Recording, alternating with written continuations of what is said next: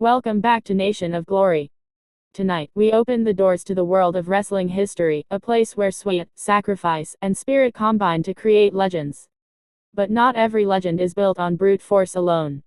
Some are crafted with precision, heart, and an unshakable code of honor. This is the story of a man who became the very definition of excellence in the squared circle. A man who lived, breathed, and bled for the craft he loved. A man who turned his life into a blueprint for passion, perseverance, and respect.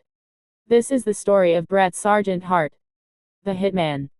Bret Hart's journey began on July 2, 1957, in Calgary, Alberta, Canada, a place that would become synonymous with the Hart family name. He was born into wrestling royalty. His father, Stu Hart, was not just a wrestler, he was a master trainer, a promoter, and the architect of a wrestling dynasty. Stu ran the legendary Hart Dungeon, a basement gym where countless athletes were molded into warriors. Bret's mother, Helen, brought balance to the chaos, a quiet strength in a home filled with energy, noise, and a never-ending stream of wrestlers passing through their doors. Growing up in the Hart household was unlike anything most kids could imagine. Wrestling wasn't just a career for his family, it was the air they breathed. Bret and his brothers watched their father train men until their bodies shook, breaking them down only to build them up stronger. And as a boy, Bret saw it all. He saw the grueling drills, the sweat on the mats, and the look in the eyes of wrestlers determined to survive the dungeon. The lessons seeped into his bones before he ever set foot in a ring. At Ernest Manning High School, Bret discovered his own talent for amateur wrestling. He wasn't the biggest or the most physically intimidating competitor, but he had something rare: precision. Every movement was deliberate. Every grip was calculated. He wrestled like a chess player, thinking 2 moves ahead. That same style followed him to Mount Royal College, where his dedication to wrestling deepened. But somewhere inside him, Bret knew that amateur wrestling was just the beginning. He was destined for the professional stage, the place where athletic skill meets storytelling, and where larger-than-life personas are born. When Bret finally stepped into the world of professional wrestling, he didn't rely on his last name alone. He earned his place. He trained under his father's watchful eye, enduring hours in the dungeon, a place that tested not just physical strength, but mental resilience. Many men quit after a single session. Bret never did. The dungeon was his crucible, and it forged him into steel. In 1978, Bret officially began his professional career, wrestling for his father's promotion, Stampede Wrestling. Traveling across Canada, night after night, he learned the craft the hard way. He drove for hours to small towns, performed in front of crowds of all sizes, and faced opponents who came from every style imaginable. It was in those years that Bret began to perfect his in-ring storytelling. Every match told a tale, every move had meaning, and every victory was earned. It wasn't long before the world beyond Canada started to notice. In 1984, Bret joined the World Wrestling Federation, a move that would put him on the global stage. At first, he was part of a tag team, the Hart Foundation, alongside his brother-in-law, Jim the Anvil Neidhart. Together, they became a force. The contrast between Bret's technical precision and Neidhart's raw power was magic.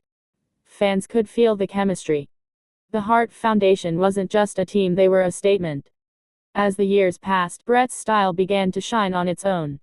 He didn't need to be the loudest man in the room, and he didn't rely on flashy gimmicks. Instead, he became known as the excellence of execution, a wrestler who could make every move look effortless and real. His matches weren't just contests, they were art. Fans respected him because he respected them. He gave everything he had in the ring, night after night, no matter where he was on the card. By the early 1990s, Bret's rise was unstoppable. When he won the Intercontinental Championship, it wasn't just another belt, it was proof that technical wrestling could be as thrilling as any brawl or spectacle. His matches against legends like Mr. Perfect and the British Bulldog are still talked about today, not because of wild stunts, but because they told perfect stories from bell to bell. Then came the moment every wrestler dreams of, the chance to hold the company's top prize. In October 1992, Bret Hart won the WWF Championship by defeating Ric Flair. It was more than a victory. It was the arrival of a new kind of champion. Bret wasn't the biggest guy in the locker room. He wasn't the loudest. But he was proof that skill, heart, and determination could take you to the very top. For years, Bret carried the WWF banner around the world, defending the title against all comers. His feuds with Shawn Michaels, Owen Hart, and Steve Austin became the stuff of legend. The match at WrestleMania 13 with Austin, the double turn, is often called one of the greatest matches in wrestling history. In that bout, Bret showed why he was a master, not just of wrestling moves, but of wrestling psychology. But the road was not without pain. In 1997, the infamous Montreal Screwjob unfolded, a moment that shocked the wrestling world. Bret had planned to leave for WCW, but what happened in his final WWF match left scars that would last for years. It was a night when trust was broken, and it became one of the most talked about events in wrestling history. Yet, even in that chaos, Bret remained true to his values. He walked away with dignity. In WCW, Bret faced new challenges, but tragedy struck in 1999 when his brother, Owen Hart, died in a wrestling accident. The loss was devastating. Owen wasn't just Bret's brother, he was his friend, his partner, his fellow warrior in the ring. The pain was almost too much to bear, and it left a hole in Bret's heart that could never be filled. Then, in 2000, Bret suffered a career-ending concussion after a kick from Goldberg. It was the final blow to an incredible in-ring career. Forced to retire, Bret faced a new battle: life without wrestling. For a man who had lived and breathed the sport since childhood, it was like losing a part of himself. But Bret Hart's story didn't end there. He turned his focus to writing, acting, and sharing his experiences. He released his autobiography, giving fans an unfiltered look at his journey, the triumphs, the heartbreaks, and the lessons learned along the way. In 2006, he was inducted into the WWE Hall of Fame, a moment that brought his career full circle.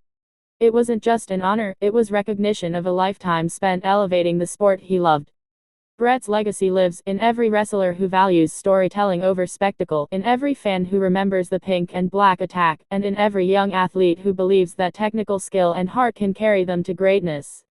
His life is proof that you can be tough without being cruel, strong without being arrogant, and famous without losing your integrity. From the dungeon in Calgary to the bright lights of WrestleMania, Bret the Hitman Hart carved his place in history with unmatched precision and unwavering respect for the craft. He remains, to this day, a symbol of excellence. And for generations of wrestling fans, the Hitman will always be the best there is, the best there was, and the best there ever will be. Thanks for watching. This has been Nation of Glory. Don't forget to like, share, and subscribe for more stories that inspire, move, and keep you listening until the very last word.